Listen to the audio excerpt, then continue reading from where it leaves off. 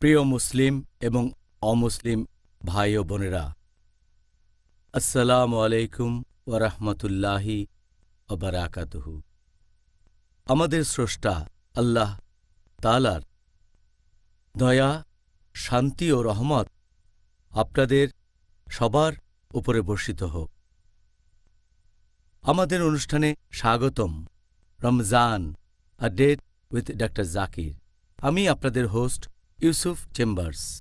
আর আজকে আমাদের আলোচনার টপিক হচ্ছে রোজা অবস্থায় যেসব কাজের অনুমতি আছে।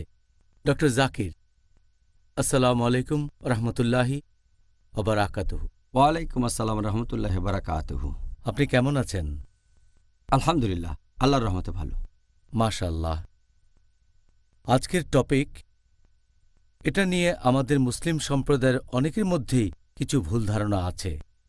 বিশেষ করে আমি যে দেশ থেকে এসেছি, অনেকে এই সময় এমন কিছু কাজ থেকে বিরত থাকে। এখানে আমরা এই পর্বে আলোচনা করার মাধ্যমে জানব যে সেগুলো সুন্নত, আর আল্লাহ তাআলাও আমাদেরকে এই কাজগুলো করার জন্য সুপারিশ করেছেন। তাহলে আসুন সেরকম একটা প্রশ্ন দিয়ে আমরা আজকের পর্বটা শুরু করি। সেটা হচ্ছে গোসল করার প্রসঙ্গে। গোসল, অনেক সময় আমরা গোসল করি আমাদের শরীরকে ঠান্ডা করার জন্য, যদি বেশি গরম পড়ে। আবার অনেক সময় সহবাসের পর নাপাক অবস্থা দূর করার জন্য। এখন আমাদের গোসল করার অনুমতি আছে রোজা রাখা অবস্থায়? আলহামদুলিল্লাহ, ওয়াসসালাতু ওয়াসসালাম আলা রাসূলিল্লাহ ওয়া আলা আলিহি ওয়া সাহবিহি আজমাইন, আম্মা বাদ। আউযু বিল্লাহি মিনাশ শাইতানির রাজীম। বিসমিল্লাহির রহমানির রহিম। রব্বি ইশরাহ লি সাদরি ওয়া ইয়াসসির লি আমরি ওয়াহলুল উকদাতাম মিন লিসানি ইয়াফকাহু কাওলি। আপনি যদি বলেন গোসল করার কথা, গোসল করা এটা হতে পারে ধর্মীয় ফরজ। গোসল করা যদি আপনার শরীর অপবিত্র থাকে স্ত্রী সহবাসের পর, অথবা হতে পারে শরীর পরিষ্কার করার জন্য, শরীরের ময়লা আর ঘাম পরিষ্কারের জন্য, অথবা অনেকে গোসল করে কারণ তার পিপাসা লেগেছে অথবা গরম লাগছে। এখন কারণ যাই হোক না কেন, যদি সে কোনো পানি না খেয়ে ফেলে সেক্ষেত্রে তার রোজা ভেঙে যাবে না। তাহলে রোজা রেখে গোসলের অনুমতি আছে। আর অনেক হাদিসই আমাদের বলছে যে এটার অনুমতি আছে। এটা উল্লেখ করা হয়েছে সেই বুখারীতে, খণ্ড নম্বর 3, বুক অব ফাস্টিং, হাদিস নাম্বার 1926, যে আয়েশা রাদিয়াল্লাহু আনহা তিনি বলেছেন যে আমাদের নবী ঘুম থেকে উঠলেন, তিনি রাতে সহবাস করেছিলেন, তখন তিনি জানাবা অবস্থায় ছিলেন, তিনি রোজাও ছিলেন। প্রথমে গোসল করলেন, তারপর রোজা থেকে গেলেন। তাহলে এখানে গোসলটা ফরজ, কারণ তিনি স্ত্রী সহবাস করেছেন, সেজন্য গোসল আবশ্যিক অর্থাৎ ফরজ। এছাড়াও এটার উল্লেখ আছে সূরা আবু দাউদ, খণ্ড নম্বর 2, বুক অব ফাস্টিং, হাদিস নাম্বার 2359। হযরত আবু বকর রাদিয়াল্লাহু আনহু তিনি বলেছেন যে তিনি এক লোককে বলতে শুনেছেন যে নবী যখন আল আরজে গিয়েছিলেন তখন রোজা ছিলেন তিনি, এবং নিজের মাথায় পানি ঢাললেন, কারণ তৃষ্ণার্ত ছিলেন অথবা খুব গরম লাগছিল। তাহলে আপনার পিপাসা পেলে অথবা গরম লাগলে মাথায় পানি ঢালতে পারেন, আপনিও গোসল করতে পারেন রোজা থাকা অবস্থায়। এছাড়াও আরেকটা হাদিসে আছে সহিহ বুখারীতে, খণ্ড নম্বর 3, বুক অব ফাস্টিং, অধ্যায় নম্বর 25, ইবনে ওমর রাদিয়াল্লাহু আনহু তিনি পোশাক পানিতে ভিজিয়ে নিয়ে তারপর পড়লেন। এই একই অধ্যায়ে সহিহ বুখারী, খণ্ড নম্বর 3, বুক অব ফাস্টিং, অধ্যায় নম্বর 25 বলা হয়েছে যে আনাস রাদিয়াল্লাহু আনহু তিনি বলেছেন যে রোজা থাকা অবস্থায় তিনি এক গামলা পানিতে বসে থাকতেন। তাহলে এই হাদিসগুলো আমাদের বলছে যে গোসল করা, মাথার উপর পানি ঢালা, হোক সেটা ধর্মীয় কারণে, হোক সেটা ফরজ, অথবা হোক সেটা মুবাহ। হয়তো আপনার খুব গরম লাগছে, অথবা নিজেকে নোংরা লাগছে, অথবা পিপাসায় লেগেছে, রোজা থাকা অবস্থায় গোসলের অনুমতি আছে, তবে যেন গোসলের সময় আপনারা পানি খেয়ে না ফেলেন। ইংল্যান্ডে তার কয়েক বছর পর রমজান পড়বে গরমকালে। আর আশা করি পরবর্তীতে আমরা গরমকালে রোজা পালনের ব্যাপারেও বিস্তারিত আলোচনা করব। পরের প্রশ্ন, ধরেন কোনো লোক তার নিজের মুখের লালা সেটা যদি সে গিলে ফেলে রোজা থাকা অবস্থায়, এই কাজের কি অনুমতি আছে? যদি মুখের লালা গিলে ফেলার কথা বলতে হয়, এটা একটা নর্মাল ব্যাপার, ন্যাচারাল কাজ। বর্তমানে সায়েন্স আমাদের বলে যে প্রতিদিন আমাদের জিভে প্রায় কয়েক লিটার লালা উৎপন্ন হয়ে থাকে, আর এটা নর্মাল, ন্যাচারাল যে মানুষ তার লালা গিলে ফেলবে, ভেতরে চলে যাবে, এটাকে অ্যাভয়েড করা যায় না। আল্লাহ পবিত্র কোরআনে বলেছেন, সূরা বাকারা অধ্যায় নম্বর 2 আয়াত নম্বর 185, বলা হয়েছে যে তোমরা রোজা রাখবে পবিত্র রমজান মাসে, অসুস্থ থাকলে, ভ্রমণ করলে সেটা পরে রাখতে হবে। তারপরে বলা হয়েছে আল্লাহ সুবহানাহু ওয়া তাআলা এটা তোমাদের জন্য সহজ করে দিতে চান, তোমাদের কঠিন অবস্থায় ফেলতে চান না। পবিত্র কোরআনে সূরা হজ অধ্যায় নম্বর 22 আয়াত নম্বর 78, আল্লাহ সুবহানাহু ওয়া তাআলা দ্বীনের ব্যাপারে তোমাদের উপর কঠোরতা আরোপ করেননি। এখন লালা গিলে ফেলা তো যেহেতু একটা নর্মাল কাজ, আর আমি জানি রোজার সময় অনেকেই থুথু ফেলে। আমার অনেক বন্ধুও মনে করে যে লালা গিলে ফেলা হারাম, এজন্য থুথু ফেলে। চিন্তা করেন, সারাদিন যদি এই কাজটাই করেন, নামাজও ঠিকমতো আদায় করতে পারবেন না, কারণ নামাজ পড়তে তো কয়েক মিনিট সময় লাগে, আর এই সময় মুখে লালা জমা হয়ে যাবে। এখন কি থুথু ফেলায় মনোযোগ দেবেন নাকি আল্লাহ সুবহানাহু ওয়া তাআলার কাজে? যদি তখন কোরআন পড়েন, তখন তো বাইরে থুথু ফেলতে হবে সব সময়। কিছু লোককে আমি জানি যারা সব সময় একটা পাত্র সাথে রাখে, সেই পাত্রে থুথু ফেলে, তারা নিয়মটা জানে না। তাহলে কেউ যদি মুখের লালা গিলে ফেলে, নর্মাল লালা যেটা সবসময় মুখে থাকে, এটাকে কোনোভাবেই অ্যাভয়েড করা যায় না। একইভাবে যদি কারো নাকে মুখে ধুলা যায়, ধরেন সে কোনো শহরে গেছে যেটা খুবই নোংরা, নাকে মুখে ধুলা, তখন জোরে শ্বাস নিলেন, কিছু ধুলা গেল ফুসফুসে বা অন্য কোথাও, এই সবেরই অনুমতি আছে, কারণ এগুলো সবই নর্মাল কাজ, আর এতে করে রোজা ভেঙে যায় না। পানি দিয়ে মুখ আর নাক পরিষ্কার করার অনুমতি কি আছে? অনেকে হয়তো মুখের ভেতর পানি নিয়ে কুলি করছে, এটা করছে হয়তো অজুর সময়, এই কাজের কি অনুমতি আছে? মুখের ভেতরে পানি দেওয়ার কথা যদি বলেন, অথবা মুখে পানি নিয়ে গার্গল করা, অথবা নাকের ভেতরে পানি দেয়া, হতে পারে তার গরম লাগছে বেশি, অথবা সে অজু করছে, এটার অনুমতি আছে, কারণ এটা শরীরের ভেতরে যাচ্ছে না। আর পানি যদি শরীরের ভেতরে না যায়, যদি পানি গিলে না ফেলেন, অনুমতি আছে। আর অজুর সময় অবশ্যই গার্গল করতে হবে, পানি মুখে দিয়ে কুলি করতে হবে। আর এই অজু করা হলো ফরজ নামাজ পড়ার আগে। রোজা অবস্থায় আপনি নামাজ পড়বেন, অজু করতে হবে, তাহলে এটা নিষিদ্ধ হবে কেন? এখন কেউ যদি মুখের ভেতরে পানি দেয়, অজুর সময় গার্গল করে বা অন্য কিছু, সে খেয়াল রাখবে যেন পানি গিলে না ফেলে। আর যখন সে নাকে পানি দেয়, কিছু লোক মনে করে যে এতে রোজা ভেঙে যায়, এটার ভিত্তি একটা হাদিস, আর এজন্যই তারা অজুর সময় নাকের মাথায় একটু পানি দেয়, ভেতরে পানি দেয় না। কারণ একটা হাদিস আমাদের নবী মুহাম্মদ সাল্লাল্লাহু আলাইহি ওয়াসাল্লামের, আমাদের নবী বলেছেন, এই হাদিসটার উল্লেখ আছে সুনান আবু দাউদ খণ্ড নম্বর 2 বুক অব ফাস্টিং হাদিস নম্বর 2360। আমাদের নবী বলেছেন, তোমরা অজুর সময় নাকে প্রচুর পানি দেবে, শুধু রোজার সময় বাদে। তার মানে নবী বলেছেন অজুর সময় নাকে বেশি করে পানি দিতে হবে, শুধুমাত্র রোজার সময় বাদে। তার মানে যদি নাক দিয়ে পানি গলা থেকে পেটে চলে যায়, তাহলে রোজাটা তখন ভেঙে যাবে। তার মানে এই না যে নাকের ভেতরে পানি দেয়া নিষিদ্ধ। এমনিতে যদি পানি দেন, সাধারণত গলার ভেতরে যায় না, যদি বেশি করে পানি দেন তাহলেও ভেতরে যাবে না, তবে যেতে পারে। তাই সাবধান করে দেওয়া হয়েছে যে রোজা থাকা অবস্থায় নাকে বেশি পানি দিও না, অন্য সময় বেশি দেওয়া যাবে। এই হাদিস প্রমাণ করে নাকের ভেতরে পানি দেওয়ার অনুমতি আছে, তবে সাবধান থাকবেন, নাক দিয়ে যেন বেশি পানি নেবেন না, তাহলে গলায় পানি চলে যেতে পারে, গলা থেকে পেটে চলে যেতে পারে, অজুর সময় মুখ দিয়ে বা নাক দিয়ে, এমন হলে রোজাটা ভেঙে যাবে। তবে অনিচ্ছাকৃতভাবে অজু করার সময় বা গার্গল করার সময় যদি ভেতরে পানি চলে যায়, ইনশাল্লাহ আল্লাহ আপনাকে ক্ষমা করবেন, কারণ এটা অনিচ্ছাকৃতভাবে। আচ্ছা, তাহলে এখানে নিয়তটাই হলো গুরুত্বপূর্ণ। হ্যাঁ, আমাদের স্রষ্টা আল্লাহ সুবহানাহু ওয়া তাআলার সন্তুষ্টি অর্জন করা। এখন আমি এটা জানি যে আমাদের গত পর্বে আমরা এই প্রশ্নগুলো নিয়ে আলোচনা করেছিলাম, তবে আজকের টপিক নিয়ে বিস্তারিত বলতে গেলে এই প্রশ্নগুলোর উত্তর জানা প্রয়োজন। প্রথম প্রশ্ন, যদি কোনো লোক রোজা অবস্থায় অনিচ্ছাকৃতভাবে কিছু খেয়ে ফেলে অথবা পান করে, তাহলে কি রোজা ভেঙে যাবে? অনিচ্ছাকৃতভাবে কেউ যদি কিছু খেয়ে ফেলে বা পান করে, হয়তো সে ভুলে গিয়েছিল, এতে রোজা ভাঙবে না। আর এরকম ঘটনা সাধারণত রমজানের প্রথম দিকে বেশি হয়ে থাকে। মানুষ দৈনন্দিন কাজে অভ্যস্ত থাকে, হঠাৎ করে রমজান আসলো, অনিচ্ছাকৃতভাবে সে রান্নাঘরে গিয়ে পানির বোতলটা নিয়ে পানি খেয়ে ফেলতে পারে। কেউ হয়তো সকালে জগিং করার পরে এসে পানি খায়, এমন হতে পারে। এখন নবী সাল্লাল্লাহু আলাইহি ওয়াসাল্লামের একটা হাদিস অনুযায়ী, এটার উল্লেখ আছে সহিহ বুখারীতে, খণ্ড নাম্বার 3, বুক অব ফাস্টিং, হাদিস নাম্বার 1933।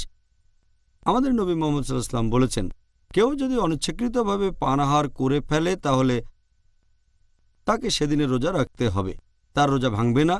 আর সে যা খেয়েছে বা পান করেছে সেটা আল্লাহ তাআলার তরফ থেকে। তাহলে অনিচ্ছাকৃতভাবে পান করলে রোজা ভেঙে যাবে না, ইচ্ছাকৃতভাবে পান করলে রোজা ভেঙে যাবে। পানি খাওয়ার সময় যদি বুঝতে পারেন, খাবার খাওয়ার সময় মনে পড়লে তখনই বন্ধ করতে হবে। যদি তারপরও খেতে থাকেন তাহলে ধরে নেওয়া হবে যে এটা ইচ্ছাকৃতভাবে আপনি করছেন। যখনই মনে পড়বে বন্ধ করতে হবে। ধরেন আপনার মুখে খাবার মনে পড়লো রোজা, তাহলে ফেলে দিতে হবে। তবে অনিচ্ছাকৃতভাবে কিছু খেলে আল্লাহ ক্ষমা করবেন। এরকম অবস্থা হলে কি হবে? যে মনে করেন একজন কিছু খেয়ে ফেলল, আর হয়তো 15-20 মিনিট পরে হঠাৎ সে বুঝতে পারল। সত্যি বলতে এরকম বেশ কয়েকবার আমার নিজের বেলাতেও হয়েছে। হঠাৎ বুঝতে পারলাম, সুবহানাল্লাহ, আমি তো খাবার খেয়েছি, আমি কি বোকা? এই অবস্থায় কি করব? এই হাদিস বলছে যে যা পানাহার করেছে সেটা আল্লাহর তরফ থেকে এসেছে, আল্লাহকে ধন্যবাদ দেবেন। তবে এই কাজটা অনিচ্ছাকৃতভাবে হতে হবে। হয়তো সে ভুলে গিয়েছিল। যদি ইচ্ছে করে করেন, আল্লাহ তো আপনার নিয়ত জানেন। আপনি সবাইকে বোকা বানাতে পারবেন, আল্লাহকে ছাড়া। আপনাকে অনেক ধন্যবাদ ডক্টর জাকির। মনে করেন একজন লোকের খুব বমি বমি ভাব আসছে, তারপর সে বমি করল রোজা রাখা অবস্থায়। এতে কি তার রোজা ভেঙে যাবে, নাকি এখানে সে বমি হয়ে যাওয়ার পরে এই রোজাটাই পালন করতে পারবে? বমি করার ব্যাপারটা ইচ্ছাকৃত হতে পারে, আবার অনিচ্ছাকৃতও হতে পারে। আমাদের নবী মুহাম্মদ সাল্লাল্লাহু আলাইহি ওয়াসাল্লাম বলেছেন, এটা একটা সহিহ হাদিস, তিরমিজিতে এটার উল্লেখ আছে, বুক অব ফাস্টিং, হাদিস নাম্বার 720। আমাদের প্রিয় নবী বলেছেন যে যদি কেউ অনিচ্ছাকৃতভাবে বমি করে সে তার রোজাটা পালন করবে, তার রোজা ভাঙবে না। কিন্তু কেউ যদি ইচ্ছাকৃতভাবে বমি করে, যদি কোনো লোক ইচ্ছে করে বমি করে, তাহলে তার রোজা ভেঙে যাবে। এই রোজা তাকে পরে অন্য সময় রাখতে হবে।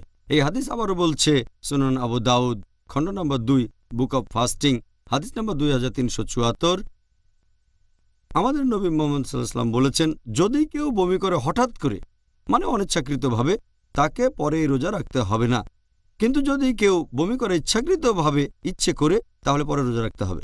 যদি সে ইচ্ছে করে কাজটা করে, যেমন ধরেন গলার ভেতরে আঙুল ঢুকিয়ে, অথবা পেটে চাপ দিয়ে, অথবা ইচ্ছে করে কোনো দুর্গন্ধের ঘ্রাণ নিল, অথবা এমন কিছু দেখলো যাতে বমি আসে, আর এগুলো করতেই থাকে, তাহলে ধরে নেওয়া হবে সে ইচ্ছাকৃতভাবে এটা করছে এবং রোজাটা ভেঙে যাবে, আর এটা পরে রাখতে হবে। কিন্তু অনিচ্ছাকৃতভাবে বমি হলে কোনো সমস্যা নেই। তবে যখন বমি হবে খেয়াল রাখবেন যেন সেটা আবার গিলে না ফেলেন। যদি বমি মুখে চলে আসার পরে সেটাকে আবার গিলে ফেলেন তাহলে রোজা ভেঙে যাবে। তাই যদি বমি হয় আপনাকে সেটা বাইরে বের করে ফেলে দিতে হবে, আর যদি অনিচ্ছাকৃত হয় তাহলে রোজা ভাঙবে না। আপনাকে অনেক ধন্যবাদ, একেবারে বিস্তারিত জানিয়েছেন ডক্টর জাকির।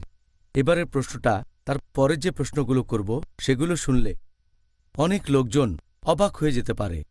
প্রথমেই প্রশ্ন করছি স্বামী এবং স্ত্রীর প্রসঙ্গ নিয়ে। ধরেন তারা বসে আছে সোফায় অথবা অন্য কোনো জায়গায় একসাথে, তখন স্বামী তার স্ত্রীর গালে একটা চুমু দিল, ধরেন স্ত্রীর গালে অথবা ঠোঁটে। এরকম কাজ করলে কি রোজা ভেঙে যাবে, নাকি এটার অনুমতি আছে?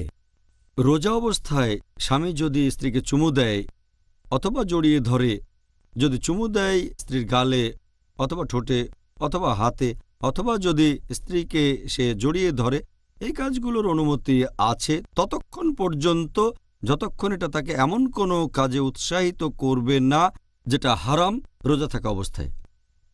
আর এটা নবী সাল্লাল্লাহু আলাইহি সাল্লামের হাদিসেও স্পষ্টভাবে বলা হয়েছে।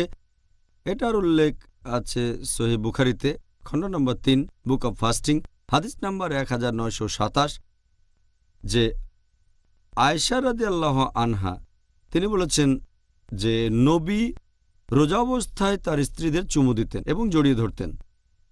তবে তিনি ছিলেন আমাদের মধ্যে সবচেয়ে সংযমী মানুষ, তিনি নিজেকে কন্ট্রোল করতে পারতেন।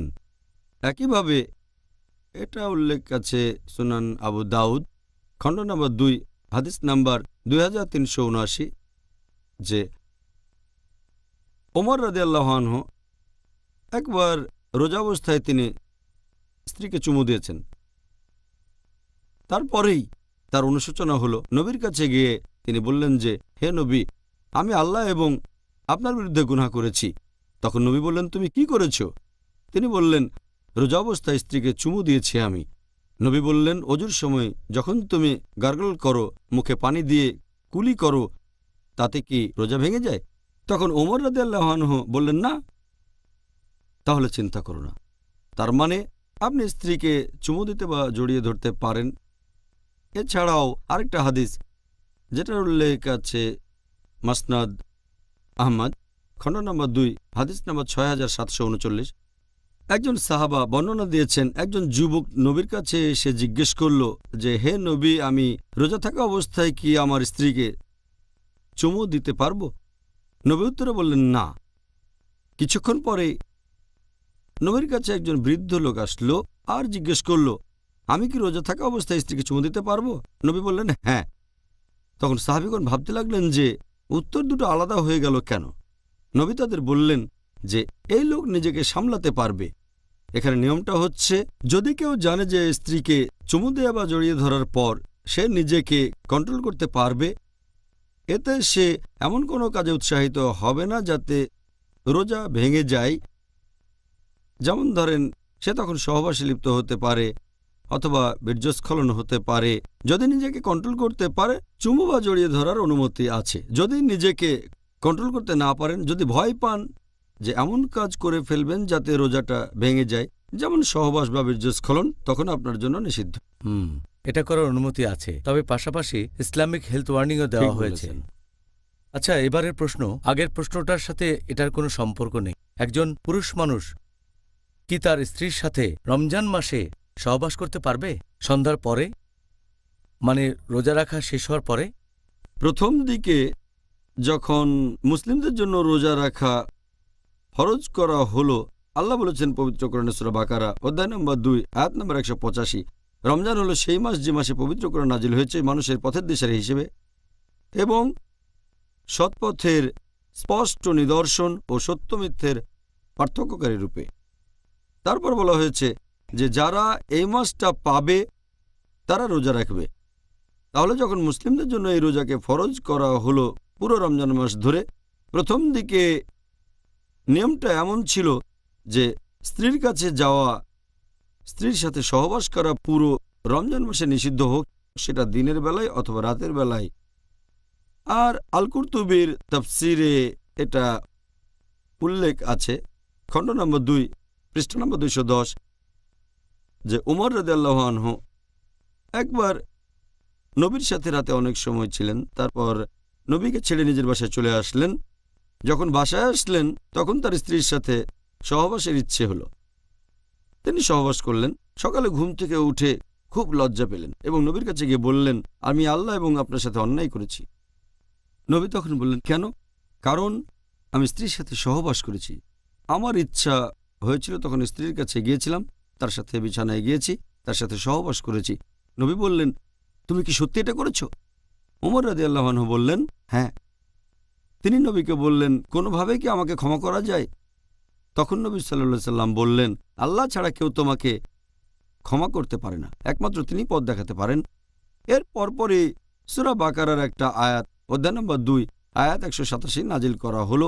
বলা হলো, সিয়ামের রাতে তোমাদের জন্য স্ত্রী সহবাস করা বৈধ করা হয়েছে। হুন্না লিবাসুল লাকুম ওয়া আনতুম লিবাসুল লাহুন্না, কারণ তারা তোমাদের পরিচ্ছদ, তোমরা তাদের পরিচ্ছদ। আয়াতটাতে আরও বলা হয়েছে যে আল্লাহ জানেন তোমরা এই সময়ে নিজেদের সাথে অবিচার করছিলে, আল্লাহ তোমাদের ক্ষমা করেছেন। এখন থেকে তোমরা স্ত্রীদের সাথে সহবাস করতে পারবে এবং আল্লাহ তোমাদের জন্য যা বিধিবদ্ধ করেছেন তা কামনা করো। তোমরা পানাহার করো ততক্ষণ যতক্ষণ রাতের কালো রেখা থেকে সকালের সাদা রেখা স্পষ্ট না হয়।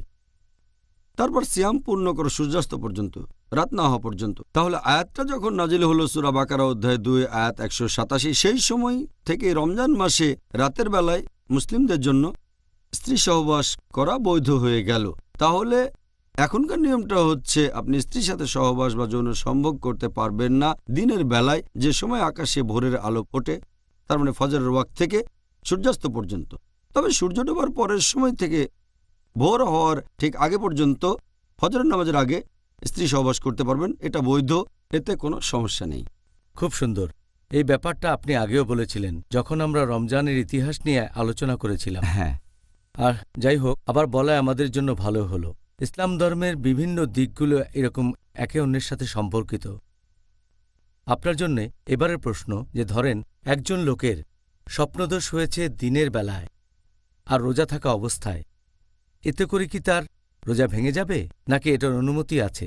রোজা অবস্থায় দিনের বেলায় কারো স্বপ্নদোষ হলে নিয়মটা কি? যদি রোজা থাকা অবস্থায় কারো দিনের বেলায় স্বপ্নদোষ হয়, হয়তো ফজরের নামাজ পড়ে ঘুমিয়েছে, তারপরে স্বপ্নদোষ হলো, এটা হচ্ছে অনিচ্ছাকৃত। যদি কারো স্বপ্নদোষ হয় এবং বীর্যস্খলন হয়, যেটা অনিচ্ছাকৃত, এজন্য তাকে কোনো দোষ দেয়া যাবে না। তাহলে এক্ষেত্রে যেহেতু এটা অনিচ্ছাকৃত, অবশ্যই তার রোজা ভাঙবে না আর সে রোজা সম্পূর্ণ করবে। এ সময় তাকে যে পরামর্শটা দেয়া যায় সেটা হলো তাকে যত তাড়াতাড়ি সম্ভব গোসল করে নিতে হবে, যাতে করে সে পরে নামাজ পড়তে পারে। বাহ, খুব সুন্দর। আপনি একেবারে সহজ করে বললেন, আপনাকে ধন্যবাদ।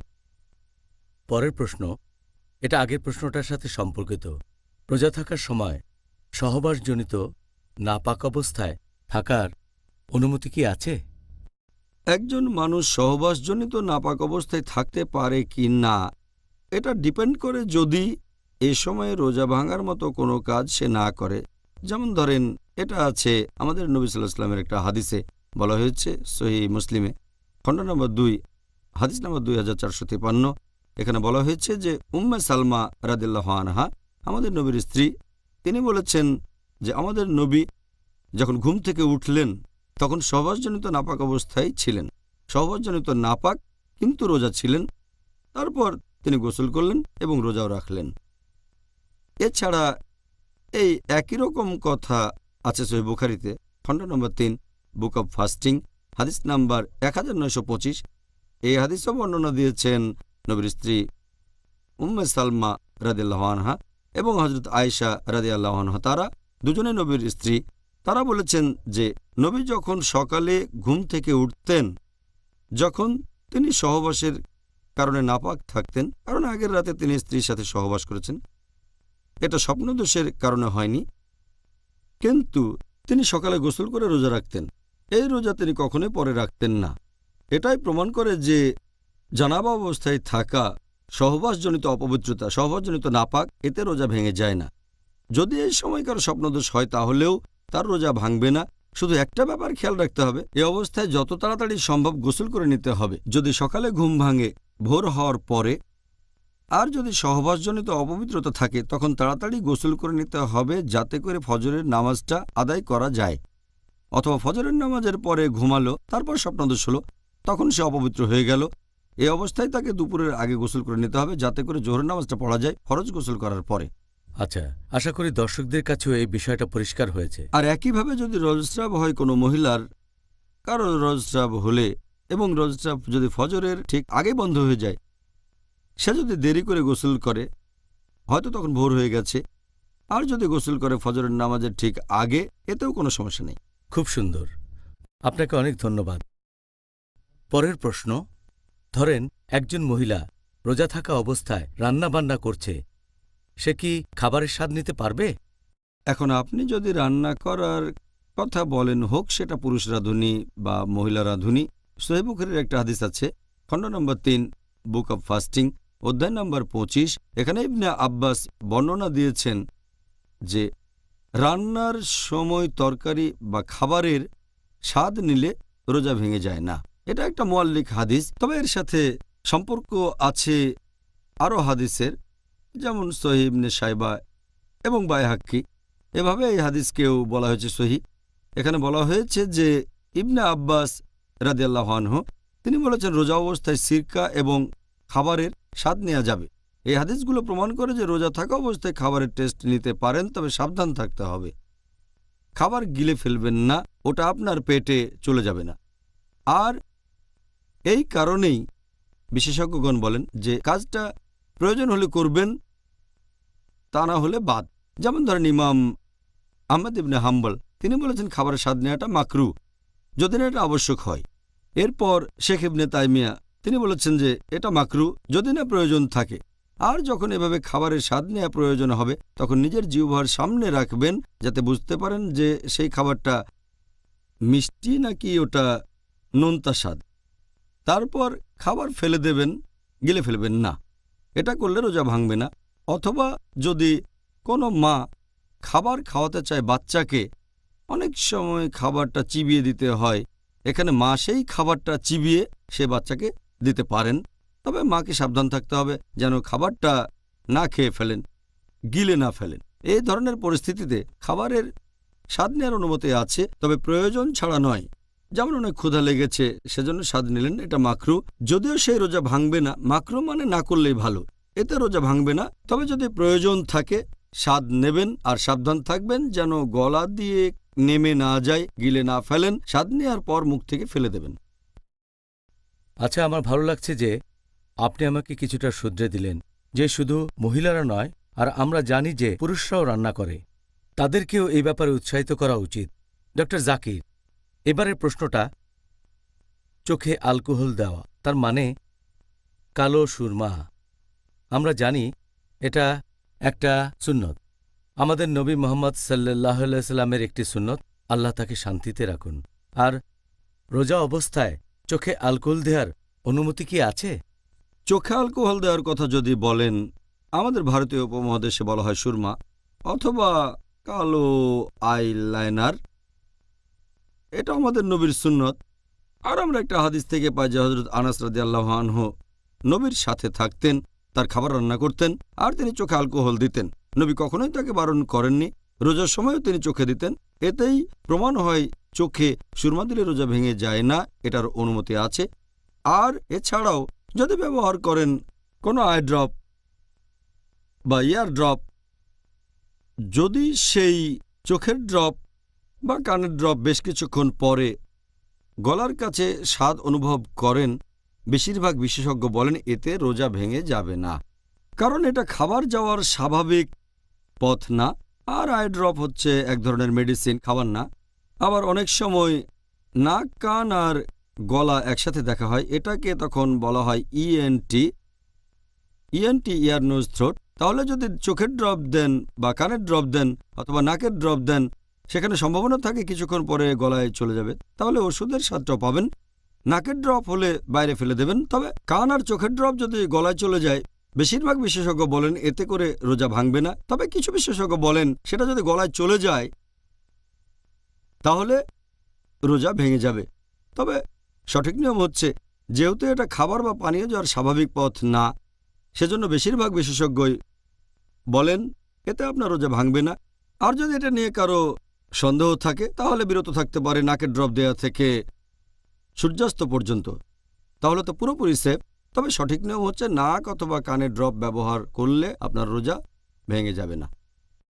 একই রকম নিয়ম কি আতরের বেলায়ও, মানে পারফিউম? আতর সুগন্ধির কথা বলছেন? হ্যাঁ, আতর লাগানো। ধরেন আপনি শরীরে আতর লাগাচ্ছেন রোজার মধ্যে বা শুরু করার আগে, এখানেও কি নিয়মটা এক? যদি কোনো সুগন্ধি লাগিয়ে সেটার গন্ধ নেন এতে কোনো সমস্যা নেই। পারফিউমের গন্ধ নেওয়ার অনুমতি আছে, যে কোনো পারফিউম। তবে তা থেকে যেন ধোঁয়া বের না হয়। আগরবাতি দেখেছেন আপনি? এইভাবে ধোঁয়া যদি বের হয়, এই ধোঁয়ার গন্ধ নিলে সেটা নাকে চলে যাবে, তারপর পাকস্থলিতে চলে যাবে, তারপর কিছু কণা ভেতরে চলে যেতে পারে। এটা বুখুর। হ্যাঁ, এই ব্যাপারে আমাদের একটু সাবধান থাকতে হবে। এছাড়া আতর, পারফিউমের গন্ধ নিলে সমস্যা নেই, এতে আমাদের রোজা ভাঙবে না। আমাদের এবারের প্রশ্নটা হলো ইঞ্জেকশনের উপর। রোজা অবস্থায় কি ইঞ্জেকশন নেওয়া যাবে? ইঞ্জেকশনের কথা যদি বলতে হয়, বিভিন্ন ধরনের ইঞ্জেকশন আছে। একটা ইঞ্জেকশন দেওয়া হয় শিরা বা ধমনীতে, আরেকটা দেওয়া হয় রোগীর মাসলে, আরও অনেক জায়গায় দেওয়া হয়। তবে ইঞ্জেকশনগুলোকে মোটামুটি দুই ভাগে ভাগ করা যায়। প্রথম ধরনের ইঞ্জেকশন আমাদের শরীরে পুষ্টির যোগান দিয়ে থাকে, যেটা অনেকটা খাবার দেওয়ার মতোই। যেমন ধরেন আমাদের শরীরে ইঞ্জেকশনের মাধ্যমে গ্লুকোজ দেওয়া হয়। কারো হয়তো অতিরিক্ত ডিহাইড্রেশন চলছে, সে হয়তো মুখ দিয়ে খেতে পারছে না, এমন পরিস্থিতিতে ইঞ্জেকশনের মাধ্যমে গ্লুকোজ দেওয়া হয়ে থাকে পুষ্টি গ্রহণের জন্য। এটা যেহেতু অনেকটা খাবার দেওয়ার মতো, এতে রোজা ভেঙে যাবে। কিন্তু এটা যদি পুষ্টি গ্রহণ না হয়, শুধু মেডিকেল চিকিৎসা হয়, যেমন ইনসুলিন, তাতে পুষ্টি গ্রহণের কথাই আসছে না, অথবা হতে পারে পেনিসিলিন, এই ধরনের মেডিকেল চিকিৎসা শরীরে কোনো পুষ্টির যোগান দেয় না। যেহেতু এগুলো খাবার না, এই ওষুধগুলো দিনের বেলায় দেয়া যেতে পারে, এতে রোজা ভাঙবে না। যদিও অনেক বিশেষজ্ঞ বলেন যে এটা মাকরু না করলে ভালো, সূর্য ডোবার পরে ওষুধ নেওয়াটাই আসলে সবচেয়ে উত্তম। তবে সঠিক নিয়ম হচ্ছে এতে রোজা ভেঙে যায় না, কারণ এখানে কোনো পুষ্টি গ্রহণ হচ্ছে না। আচ্ছা, মেডিকেল চিকিৎসা নেয়ার ব্যাপারে ধরেন কেউ রোজা আছে, সে সময় নাকের ড্রপ, বিভিন্ন রকমের ট্যাবলেট যেটা রাখা হয় জিভের নিচে, অথবা হয় মেডিকেল তদন্ত যেখানে শরীরের ভেতরে বিভিন্ন ধরনের জিনিস প্রবেশ করানো হয়, রোজা থাকা অবস্থায় কি এগুলোর অনুমতি আছে? বর্তমানে অনেক পদ্ধতিতে চিকিৎসা করা হয়। শুধুমাত্র বিভিন্ন পদ্ধতির কথা বলে একটা লেকচার দেয়া যায়, যেহেতু সময় কম তাই বলতে পারছি না। শুধু কয়েকটা পদ্ধতি নিয়ে আলোচনা করছি। যদি আপনি এমন কিছু ট্যাবলেটের কথা বলেন যেগুলো দেওয়া হয়ে থাকে এনজাইনার জন্য, হার্টের সমস্যা থাকলে এটা খাবেন। এই ট্যাবলেট রাখা হয় রোগীর জিহ্বার নিচে, এটা গিলে খেয়ে ফেলতে হয় না, এখানে কোনো পুষ্টি দেয়া হচ্ছে না, এটা হার্টের রোগীদের চিকিৎসায় দেওয়া হয়, সেজন্য এই ট্যাবলেট নিলে আপনার রোজা ভাঙবে না। ট্যাবলেটটা গিলে ফেলবেন না, এটা জিভের তলায় রেখে দেবেন, সেখান থেকেই শেষ হয়ে যাবে। যদি নাকের ড্রপ ব্যবহার করেন, সেই ওষুধ যদি গলা দিয়ে পেটের ভেতরে না যায় তাহলে অনুমতি আছে। যদি কানের ভেতরে ড্রপ দেন তাহলে অনুমতি আছে, আগে বলেছি। এছাড়াও যদি কানে ইঞ্জেকশন দেন সেটার অনুমতি আছে। এরপর যদি কোনো পরীক্ষার কথা বলেন, গোপনাঙ্গে কিছু প্রবেশ করানো হয়, হতে পারে সেটা আঙ্গুল অথবা কোনো যন্ত্রপাতি, এটার অনুমতি আছে। অথবা যদি ট্রিটমেন্টের জন্য গোপনাঙ্গে কোনো কিছু প্রবেশ করান, কোনো ধরনের ধরেন ডুস অথবা কোনো যন্ত্রপাতি, এর অনুমতি আছে। যদি ইউটেরাসের ভেতরে যন্ত্রপাতি প্রবেশ করান অথবা কোনো ডিভাইস যার নাম আইইউডি, ইন্ট্রাইউটেরাইন ডিভাইস, অথবা প্রবেশ করালেন কোনো ক্যাথেটার পরীক্ষা করার জন্য অথবা স্কোপ, এগুলোর অনুমতি আছে। এছাড়া যদি ইউরিনারি ট্র্যাকে প্রবেশ করান কোনো ক্যাথেটার অথবা কোনো ইঞ্জেকশন দিলেন কোনো পরীক্ষা করার জন্য, তাতে রোজা ভাঙবে না। একইভাবে আগেও বলেছি, যদি কোনো ইঞ্জেকশন নেন, হোক সেটা শিরা বা ধমনীতে অথবা মাসলে, যদি শরীরে কোনো রকম পুষ্টির যোগান না দেয়, শরীরে যদি পুষ্টি না যায়, যদি খাবারের কাজ না করে, অনুমতি আছে। যদি খাবারের কাজ করে তাহলে রোজা ভেঙে যাবে। এরপরে যদি শরীর থেকে সামান্য রক্ত নেন টেস্টের জন্য, এতে আপনার রোজা ভাঙবে না। আর যদি কোনো রকম ক্রিম মাখেন, হয়তো সেটা কোনো লোশন অথবা অয়েন্টমেন্ট স্কিনে লাগালেন, সেটা স্কিনের সাথে মিশে গেল, এরকম হলেও আপনার রোজা ভাঙবে না, এটা করার অনুমতি আছে। এছাড়া যদি অন্য ট্রিটমেন্ট নেন, যেমন ধরেন উদাহরণ, আপনি ল্যাপ্রোস্কোপি করালেন, যেখানে একটা যন্ত্র প্রবেশ করানো হয় তলপেটে, একটা স্কোপ বসানো হয়, হোক পরীক্ষার জন্য বা ট্রিটমেন্টের জন্য বা সার্জারির জন্য, অনুমতি আছে। যদি করেন গ্যাস্ট্রোস্কোপি, পাকস্থলীতে প্রবেশ করানো হয় স্কোপ, যদি তার মধ্যে কোনো ফ্লুইড দেওয়া না হয় অথবা কোনো খাবার, অনুমতি আছে, পরীক্ষা করা যাবে। যদি কোনো যন্ত্র প্রবেশ করান স্পাইনাল কর্ডে, মেরুদণ্ড পরীক্ষা করার জন্য অথবা হয়তো ব্রেন পরীক্ষা করলেন, এগুলোর অনুমতি আছে। যদি করেন এনিমা, এটারও অনুমতি আছে। এভাবে আরও অনেক বলা যায়, তবে এই ক্ষেত্রে নিয়মটা শরীরের ভেতরে এমন কিছু যাবে না, মুখ দিয়ে অথবা নাক দিয়ে, যেটা পুষ্টি গ্রহণের মতো হয়। এটা বাদে যদি শরীরের অন্য অংশে যায় কোনো যন্ত্রপাতি, হোক সেটা গোপনাঙ্গে, হোক সেটা ইউটেরাস ইত্যাদি, এটার অনুমতি আছে, এতে করে রোজা ভেঙে যাবে না, কারণ শরীরে কোনো খাবার দেয়া হচ্ছে না, আর এটা শরীরে খাবার যাওয়ার স্বাভাবিক পথ না, এগুলোর অনুমতি আছে। এই কাজগুলোর যে অনুমতি আছে, এটা অনেক মানুষের দুশ্চিন্তা দূর করবে এই রমজান আর পরের রমজানের জন্য, ইনশাআল্লাহ। ইনশাআল্লাহ, ইনশাআল্লাহ। ডক্টর জাকির, কারো মনে কোনো রকম সন্দেহ দেখা দিলে কি করতে হবে? ধরেন রোজা থাকা অবস্থায় তার মনে কিছু বিষয় নিয়ে সন্দেহ বা দ্বিধাদ্বন্দ্ব দেখা দিল, তখন সে কি করবে? সন্দেহ দেখা দিলে তখন এ ব্যাপারে নিয়মটা কি? যদি কারো মনে কোনো রকম সন্দেহ দেখা দেয় যে সে যেটা করছে সেই কাজের হয়তো অনুমতি নেই, অথবা যদি তার সন্দেহ থাকে যে এতে রোজা ভেঙে যাবে, সবচেয়ে ভালো হয় সেই কাজ থেকে বিরত থাকা। যদি সন্দেহ থাকে, সবচেয়ে ভালো সেই কাজ থেকে সংযত থাকা। হতে পারে সেই কাজটা হয়তো নিষিদ্ধ, যদি সন্দেহ থাকে আর সেটা না করেন কোনো গুনাহ হবে না, তাই সংযত থাকাই সবচেয়ে ভালো। তবে এখানে সেরা নিয়মটা হচ্ছে আল্লাহ পবিত্র কোরআনে বলেছেন সূরা নাহাল অধ্যায় নম্বর 16 আয়াত নম্বর 43, এছাড়াও সূরা আম্বিয়া অধ্যায় নম্বর 21 আয়াত 7, ফাসআলু আহলা যিকরি ইন কুনতুম লা তা'লামুন। যদি তোমরা না জানো তাহলে জ্ঞানীদেরকে জিজ্ঞেস করো। যে লোক জানে তাকে জিজ্ঞেস করেন, কোনো বিশেষজ্ঞকে, তিনি আপনাকে বলবেন যে এটার অনুমতি আছে কিনা। এটাই সবচেয়ে ভালো। তবে কাউকে না পেলে যদি সন্দেহ থাকে তাহলে বিরত থাকাই সবচেয়ে ভালো। ভালো উপদেশ। এবার ধরেন একজন লোক এমন অবস্থায় পড়ল যে তাকে একরকম বাধ্য করা হচ্ছে তার রোজাটা ভাঙার জন্য, অথবা কেউ হয়তো ভুল করে তার রোজাটা ভেঙে ফেলল। এটার কি অনুমতি আছে যে এরকম অবস্থায় পড়লে সে তার রোজা ভেঙে ফেলতে পারে? এরকম নিয়ম আছে কিনা যে কেউ তার রোজা ভাঙবে, অনুমতি আছে কিনা, কেউ যদি না জেনে বা ভুল করে রোজা ভেঙে ফেলে, আল্লাহ পবিত্র কোরআনে বলেছেন সূরা নাহাল অধ্যায় নম্বর 16 আয়াত নম্বর 106 যে কেউ ঈমান আনার পরে যদি সে আল্লাহকে অস্বীকার করে, যদি না তাকে বাধ্য করা হয়, তার মানে জোর করা হলে শিরকও করতে পারেন। যদি আপনার ভেতরে তখনও তাকওয়া থাকে, আল্লাহকে মেনে চলেন, তাহলে এর অনুমতি আছে। কেউ যদি আপনাকে বাধ্য করে কোনো কাজ করতে আর এতে আপনার রোজা ভেঙে যায়, তাহলে আপনি এতে দায়ী থাকবেন না। এখন যদি নিয়মকানুনের কথা বলতে হয়, আমাদের প্রিয় নবী মুহাম্মদ সাল্লাল্লাহু আলাইহি ওয়াসাল্লাম বলেছেন, এটা আছে ইবনে মাজা খণ্ড নাম্বার 3 হাদিস নাম্বার 2043 এবং 2045। নবী বলেছেন যে আল্লাহ সুবহানাহু ওয়া তাআলা আমার উম্মতকে ক্ষমা করে দেবেন যদি তারা ভুল করে অথবা ভুলে যায় বা যেটা তার উপর চাপিয়ে দেওয়া হয়। জোর করা ছাড়াও যদি সে ভুল করে অথবা কোনো কিছু ভুলে যায়, আল্লাহ সেটা ক্ষমা করবেন। পবিত্র কোরআনে এটা বলা হয়েছে সূরা আহজাব অধ্যায় নম্বর 33 আয়াত নম্বর 5 যে যদি তোমরা কোনো ব্যাপারে ভুল করে ফেলো কিন্তু তোমাদের নিয়ত ছিল না, তাহলে আল্লাহ ক্ষমা করবেন।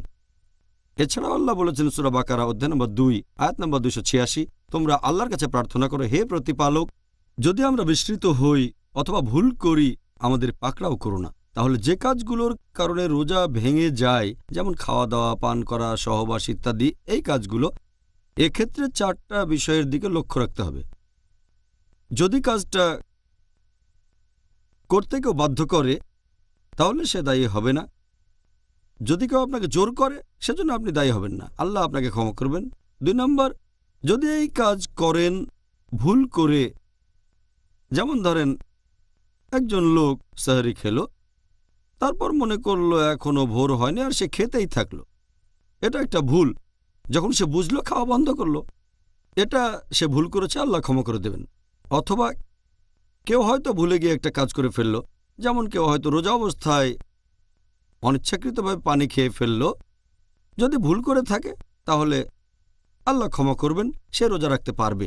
4র্থ পয়েন্টটা হচ্ছে যদি কেউ না জেনে কোনো কাজ করে, এটা সম্পর্কে জানতোই না, যেমন ধরেন একটা লোক হয়তো জানে না যে ইচ্ছাকৃতভাবে ইচ্ছে করে বমি করলে রোজাটা ভেঙে যায়, আর তারপর সে হয়তো মুখের ভেতরে আঙ্গুল দিয়ে ইচ্ছে করে বমিটা করে ফেললো, তাহলে সেই কাজটা করলো একেবারে না জেনে।